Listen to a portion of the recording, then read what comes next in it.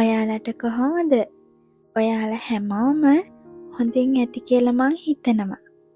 අද අඟහරුවාද දවසක්. අද මගේ නිවාඩු දවස. ඒ හින්දා ටිකක් දවල් වෙනකන් නිදාගත්තා. නැගිට්ට ගමන් මං කරන්නේ ඇඳස් කරන එක. වැඩ තියෙන දවස්වලට නම් නැගිට්ට ගමන් ඇඳස් කරන්න වෙන්නේ නැහැ.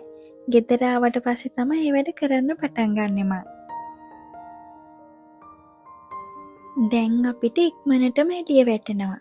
දැන් ඉතින් රස්නේ කාලෙනේ. ඒ හින්දා අපිට පාන්දර 5ට 5මාර විතර වෙද්දි එළිය වැටෙන්න පටන් ගන්නවා. ඊට පස්සේ යශෝදරක් අවිත් අහන ගමන් මම මගේ දවස පටන් ගන්න තමයි යන්නේ. වොෂ් එකකුත් දාගෙන මම මේ හදන්නේ මගේ අයිබ්‍රෝස්යි අපර් ලිප් එකයි ප්ලක් කරන්න. මට ත්‍රෙඩින් කරන්නත් පොඩ්ඩක් විතර පුළුවන්. හැබැයි ටිකක් වෙලා යනවා. අනික චුට්ටක් රිදෙනවත් එක්කනේ. ඒ හින්දා අයිබ්‍රෝ එකේ උඩ ලයින් එක විතරක් ත්‍රෙඩින් කරලා අයිබ්‍රෝ එකේ යට ලයින් එකයි අපර් ලිප් එකයි ෂේව් කරනවා.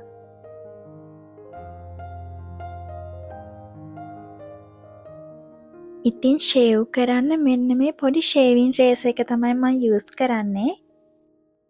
මේක යූස් කරන්න කලින් මූණ අපේ ඩ්‍රයි වෙලා තියෙනවා නම් හොඳට ඇලෝ ජෙල් හරි නැත්නම් වෙන මොන හරි ක්‍රීම් එකක් හරි ගා ගන්න ඕනේ. ඊට පස්සේ තමයි ෂේව් කරන්න පටන් ගන්න ඕන. නැත්නම් අපේ ස්කින් එක ඩැමේජ් වෙන්න පුළුවන් අපේ ස්කින් එක ඩ්‍රයි වෙලා තිබ්බොත්. මේ ෂේවින් රේස් එකෙන්ම අපේ මුළු මූණෙම තියෙන හෙයාර් රිමූව් කරන්නත් පුළුවන්. මේක තමයි මගේ සෙල්ෆ් කෙයාර් ටයිම් එක. ඉතින් මේ වගේ අපේ ෆේස් එක ලස්සනට තියාගෙන ඉන්න එකෙන්ම අපිට අපි ගැන කොන්ෆිඩන්ස් එකක් එනවා. මේ වගේ පොඩි සෙල්ෆ් කෙයාර් දේවල් වලින් තමයි අපිට අපේ දවසේ වයිබ් එක හදාගන්න පුළුවන් වෙන්නේ. ඉතින් ඒ වැඩෙත් මං ඉවර කරලා මං ආවා අපි දෙන්නට බ්‍රෙක්ෆාස්ට් හදන්න. මං හිතුවේ අද ටිකක් හෙල්දි විදිහට කන්න ඕන කියලා. අපි දෙන්නම කොම්බිනි වල තියෙන මිල්ක් ටී, කොෆි වලට තව බනිස් වලට පුදුම විදිහට ඇබ්බැහි වෙලා ඉන්නේ. ඒවා ඉතින් නිතරම උදේට කන්න හොඳ නැති දේවල්නේ. ඒ හින්දා අද හොඳ හෙල්දි මීල් එකක් ගන්න තමයි හිතුවේ. ඉතින් උදේ බ්‍රෙක්ෆාස්ට් එකට මං හිතන්නේ හොඳම විකල්පය ඕට්ස් කියලා. ඒ හින්දා අද උදේට ඕට්ස් පෑන්කේක් හදන්න තමයි හිතුවේ. ඉතින් අපි දෙන්නටම ඕට්ස් හදන හින්දා මං ග්‍රෑම් 80ක් වගේ ගත්තා. එක්කෙනෙක්ට වගේ නම් ග්‍රෑම් 30ක් 40ක් ඇති. මං අද පාවිච්චි කරන්නේ රෝල් ඕට්ස්. ඊට පස්සේ ඒකටම බිත්තර දෙකකුත් එකතු කරගන්නවා. තව ෆ්‍රෙෂ් මිල්ක් ටිකකුත් දාගන්නවා. ඔයාලා ළඟ ආමන්ඩ් මිල්ක්, සෝයා මිල්ක් තියෙනවා නම් ඒවත් දාගන්න පුළුවන්. ඊට පස්සේ ඒ ටික ඔක්කොම හොඳට බ්ලෙන්ඩ් කරගන්න ඕන. ඊට පස්සේ non stick pan එකකට බටර් පොඩ්ඩක් දාලා පෑන් කේක් ටික හදාගන්න තමයි තියෙන්නේ. මේ බැටර් එක හදද්දී ගොඩක් මිල්ක් හරි වතුර හරි එකතු කරගන්න එපා. මොකද එතකොට මෙහෙම ලස්සනට පෑන් කේක් එකක් වගේ එන්නේ නැහැ. කැඩෙන්න වගේ බලනවා. ඒ හින්දා ඒවා ගානට එකතු කරගන්න. තව මේකටම කෙසෙල් ගෙඩියක් දාලා බ්ලෙන්ඩ් කරගන්නත් පුළුවන්. අද මං කෙසෙල් දාලා බ්ලෙන්ඩ් කරේ නැහැ. මොකද මං කෙසෙල් ගෙඩියක් පොඩියට කපලා පෑන් කේක් එක උඩට දාගන්න ඉන්න නිසා. ඉතින් මම මේ ග්‍රෑම් 80ෙන් ලොකු පෑන් කේක් 4ක් හදාගත්තා.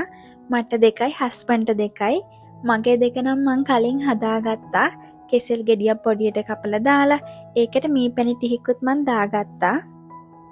ඉතින් මී පැණි වෙනුවට ඔයාලට පාවිච්චි කරන්න පුළුවන් පීනට් බටර් නැත්නම් මේපල් සිරප්. ඒ දෙකෙන් මොකක් හරි එකක් පාවිච්චි කරන්න පුළුවන්. දැන් හදන්න යන්නේ හස්බන්ඩ්ගේ පෑන් කේක් දෙක. එයාට අර විදිහට එපා කිව්ව හින්දා මම මේ පෑන් කේක් දෙකට ගෝවා සලාද ටිකක් තියලා තව චිකන් ටිකකුත් මැදට තියාගත්තා. සෝස් ටිකකුයි මයොනිස් ටිකකුයි දාලා මෙන්න මෙහෙම රෝල් කරගත්තා. මෙන්න මේක තමයි අද අපේ බ්‍රෙක්ෆස්ට් එක. ඉතින් මං කන්න කලින් පාවිච්චි කරපු භාජන ටිකත් ඉක්මනටම සෝදගත්තා.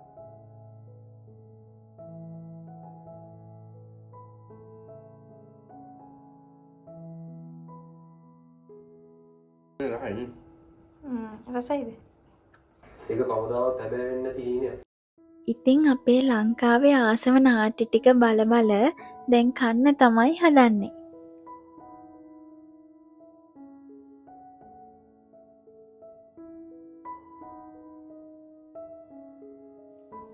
ඉතින් නාට්‍ය ටිකත් ඔක්කොම බලලා පොඩි රෙස්ට් එකකුත් අරගෙන මං දැන් ආවා දවල්ට උයන්න. ඔයාලා ඒ කලින් දැක්කේ මගේ පුංචි කරපිංච ගහ. ඒක තාම අර ලස්සනට කොළ දාලා එහෙම නම් නැහැ.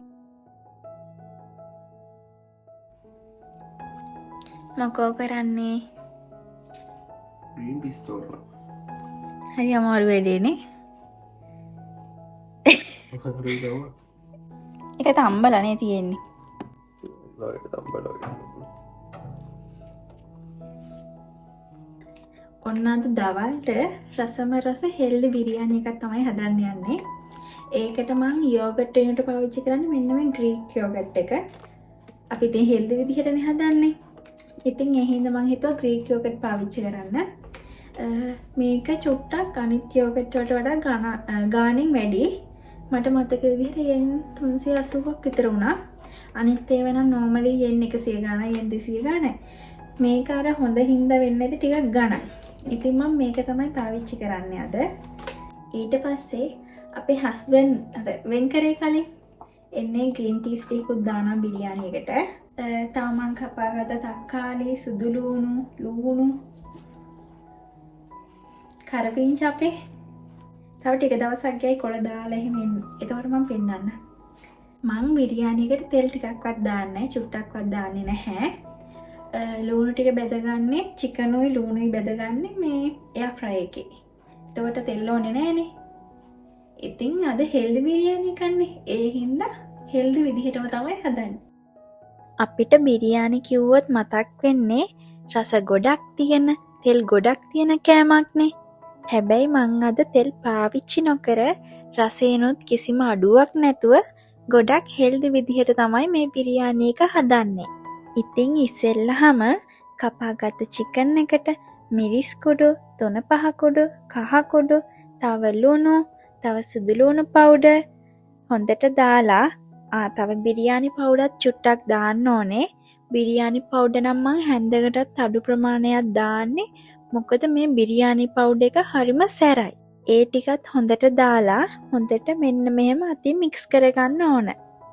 ඊට පස්සේ ග්‍රීක් යෝගට් වලුත් ටිකක් දාලා තව දෙහි චුට්ටකුත් දාලා ආයෙත් හොඳට මික්ස් කරගන්නවා. මම මේකටම කපාගත්ත කොත්තමල්ලි කොළ ටිකත් එකතු කරගෙන ආයෙත් හොඳට මික්ස් කරගන්නවා. ඊට පස්සේ මේක මැරිනේට් වෙන්න ටිකක් වෙලා තියෙනවා.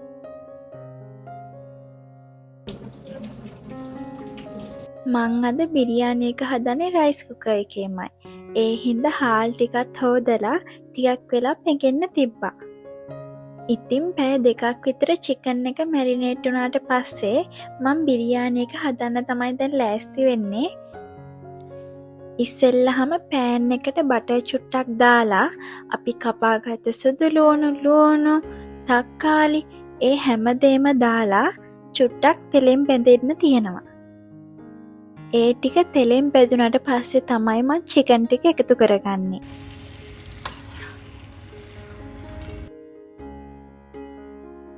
ඉතින් බිරියානි එකට තව බැදපු ලුණු දැම්මම තවත් රසයිනේ. ඉතින් මං ඒ ටික තෙලෙන් බදින්නේ නැහැ. එයා ෆ්‍රයි එකට දාලා තමයි ඒ ටික බෙදගන්නේ. ඉතින් මං රයිස් කුකර් එකේම බිරියානි එක හදන නිසා හාල් මැනගත්ත කෝප්පෙන්ම තමයි චිකන් එකට වතුර දාන්න මැනගන්නේ. මොකද චිකන් එක හැදෙන පෑන් එකම එහෙම් පිටින්ම මං රයිස් කුකර් එකට දාන නිසා වතුර මැනගන්න අමාරුයිනේ රස්නේනේ. ඒ හින්දා හාල් මැනපු කෝප්පෙන්ම තමයි වතුර මැනගන්නේ මං.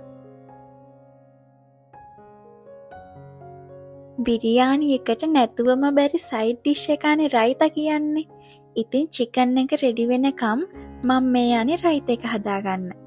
මේකට ඔයාලට කැරට්, ලුණු, කොත්තමල්ලි කොළ එහෙමත් දාගන්න පුළුවන්.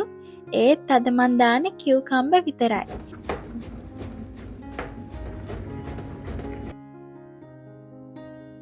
ඊට පස්සේ ග්‍රීක් යෝගට් එකනොත් ටිකක් දාලා ලුණුයි දෙහි මම මෙතන පාවිච්චි කරන්නේ වයිට් පෙපර්. මොකද අනිත් ගම්මිරිස් කුඩු අපේ ගෙදර ඉවර වෙලා තිබ්බේ. ඉතින් ඒ ඔක්කොම දාලා හොඳට මික්ස් කරගන්න තමයි තියෙන්නේ.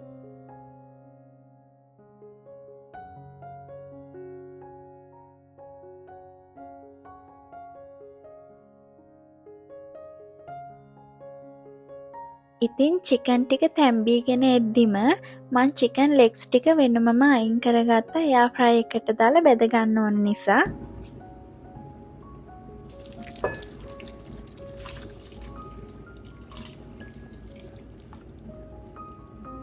ඊට පස්සේ බිරියානි මිශ්‍රණය රයිස් කුකර් එකට දාගෙන ග්‍රීන් පීස් ටිකත් ඒකටම දාගත්තා. ඊට පස්සේ හොඳට මික්ස් කරගෙන බත උයා ගන්න තමයි තියෙන්නේ.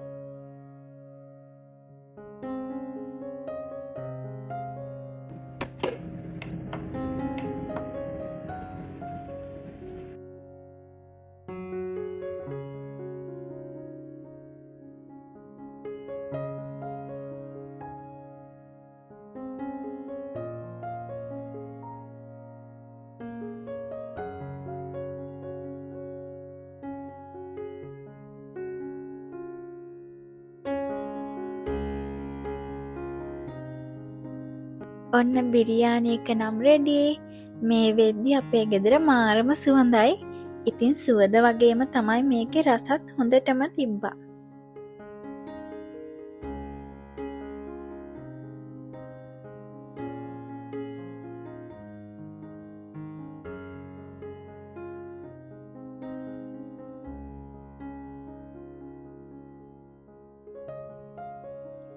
ඔන්න මේක තමයි අද අපේ රසම රස හෙල්දි බිරියානි එක.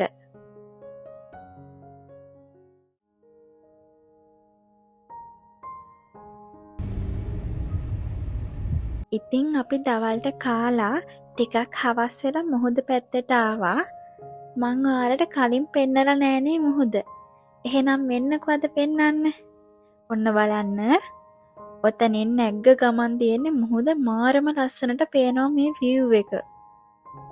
අපේ ගෙවල් ළඟ ඉඳන් වාහනේ විනාඩි 5ක දුරක් වගේ තමයි මෙතෙන්ට තියෙන්නේ. මේ යන පුංචි පාරට මං හරිම ආසයි කොළම කොළ පාටයි. මේ ලස්සන පරිසරය දැක්කත් මගේ හිත පිරෙනවා. අර ඔයාලා කලින් දැක්ක ගස් තියෙන්නේ ඒවා පයින් ගස්. ඉතින් ඔය යායක්ම තියෙනවා පයින් ගස් මාරම ලස්සනයි. ඉතින් අපි දෙන්න ගොඩක් වෙලාවට ටිකක් රිලැක්ස් වෙන්න අනිවාර්යයෙන්ම මෙතෙන්ට එනවා. සීතල කාලෙට නම් එන්න බෑ මාරම සීතලයි. මොහොතේ හුලන් සැරත් එක්ක අපිව ගැහෙන තරමටම සීතලයි. ඉතින් දැන් රස්නේ කාලේ හින්දා අපිට රිලැක්ස් වෙන්න ආසම තැනක්. ඉතින් රැයට තමයි මෙතන ගොඩක්ම ලස්සන. පොය දවස්වලට එහෙම හඳ හොඳටම පායලානේ තියෙන්නේ. එතකොට මේ මුහුදට හඳ එළිය වැටෙද්දි වතුර සද්දෙයි සුළඟයි හරිම සනීපයි. අරම විදිහට අපේ මනස කාම් වෙනවා. ඉතින් අපිට මොන හරි මනසට පීඩා දෙන දෙයක් තියෙනවා නම් මං හිතන්නේ අපිට ඒක රිලැක්ස් කරගන්න හොඳම තැන මුහුද කියලා. පියාවේ අන්න අර පාරේ. බයි.